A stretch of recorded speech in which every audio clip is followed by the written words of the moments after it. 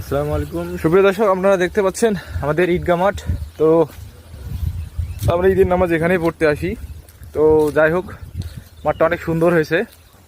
তো আমরা এখানে দেখতে পাচ্ছি যে অনেক সুন্দর সুন্দর গাছ। তো আমরা কাউকে দেখতে পাচ্ছি, দেখা যাক উনি কি করতেছে, ব্যাপারটা কি দেখি একটু। ভাই আপনি কি করতেছেন এখানে?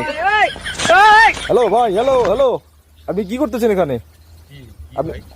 আপনি কি করতেছেন ছাগলের সাথে?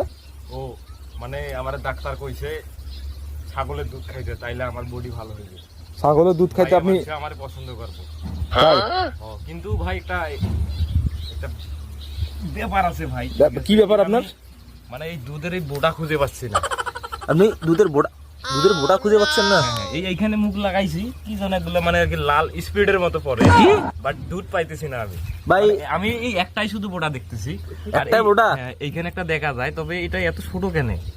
ভাই আপনি শিওর? হ্যাঁ আমি তো শিওর।